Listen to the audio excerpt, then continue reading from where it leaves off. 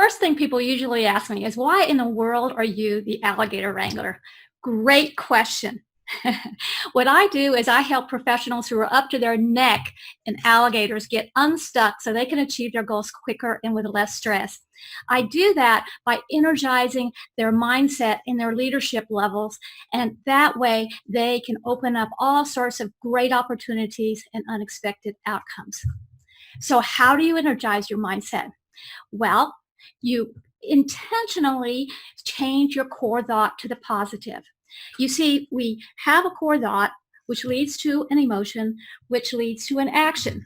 If, for example, with COVID, your core thought is, "Oh my gosh, I'm going to get sick. I'm going to lose my job. How am I going to take care of my family?" Then your emotion is going to be fear, and your action is going to be maybe curl up in a ball or strike out at other people. But if you intentionally change that core thought to something like, wow, there's some challenges here, but there are some real opportunities too. Then your emotion is more like excitement, and your action is going to be going out there and seeing what you can do and really taking advantage of this little window of opportunity. So what I'm going to do today is I'm going to give you two strategies so that you can energize your mindset. And if you want some more ideas, I'd be happy, stick around to the end. I'd be happy to give you 12 quick and dirty ways to get out of the alligator pit to give you some more ideas. Now, I'd like you to take a moment, just a moment, and think about an alligator pit that you're in right now. Maybe it's you're not getting enough clients. Maybe it's your kids are driving you crazy 24/7. Maybe it's you're kind of feeling isolated and lonely. Whatever it is, pick one thing. And as I'm talking about the strategies, think about how you can apply them to what's you going through right now. You got it? The first strategy is energize your mindset by thinking back on a past strength you had in an earlier situation. A great example of this is a client that I was working with. She had just been promoted to a new position, and now she had to go out and go to events and network and set up appointments. At first, she thought, great, this is fun. I like going to events. But then the reality set in, and she realized she was going to be going at night. She'd be by herself. She often didn't know anybody. And the worst of all, she now had an agenda. And she hated it, and she was miserable. She told me, gosh, I would just walk in the door. I just drag myself in the door. I'd look around. I wouldn't know anybody. My stomach would be in knots, and all I would want to do is just blend into the wallpaper. And it was perfectly understandable that she was so miserable because she was stuck in an alligator pit. You see, her core thought was, oh my gosh, networking is so fakey. So her emotion was miserable, and her action was to hide behind a potted plant or make a zoom to the door and just appointments be damned. We needed to change that mindset. So I suggested, why don't we look in the past and find a time that you were really successful at networking? She thought about it and she said, earlier this year, I went to a St. Patrick's Day event, and there was this funny centerpiece on the table with all these little leprechauns jumping around. And I made jokes about it all night long. And I had the whole table in stitches. And I made a couple of really important contacts that night. What was her strength? It was her sense of humor. And how often do we lose that when we're under stress? So we came up with a couple of fun stories for her to break the ice. And she started really meeting people and making appointments and really making a success at this job. Let's go back to your alligator pit. How could you maybe look at some strengths? And if it's COVID related, maybe you can think about, when were you stuck at home in the past with sick children? Or, maybe you had an operation and you were stuck at home. How did you deal with it? How did you cope?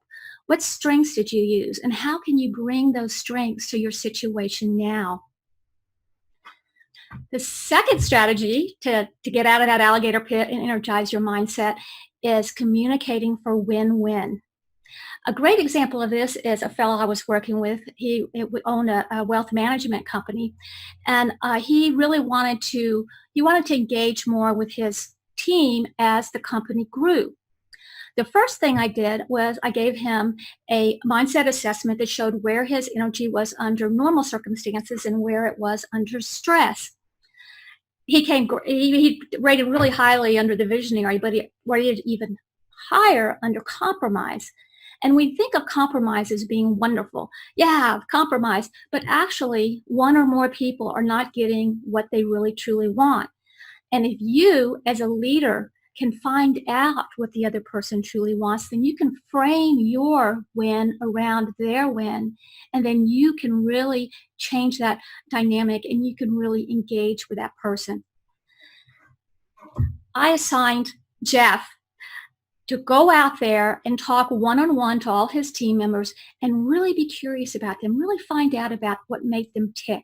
Because what we really care about is we want to be cared about. So I told him, don't just ask yes, no questions. Ask open-ended questions. Instead of saying, do you like your job? Yes, no. Ask, what do you love about your job? What do you love to do when you're not at the job? What opportunities are out there? What's going on with you? It was like night and day. He started really connecting with people and is interacting both in personal and in business. He told me one day, he came in and he said, I had this rep that was just driving me crazy, and one of the clients complained about him. And normally I would have called him in and chewed him out. But instead I said, no, Carrie says there's always a win. Carrie says there's always the win. He brought him in, said, so what's going on? Rah, rah, rah, rah, rah, rah, rah. So what do you suggest you do with the clients? Rah, rah, rah, rah, rah. What's the next steps? Rah, rah. Couldn't believe it. The guy calmed down. He felt heard. He felt understood. And Jeff actually got some ideas because it wasn't a confrontational experience, so that he got some ideas about maybe how they could help the client in new ways.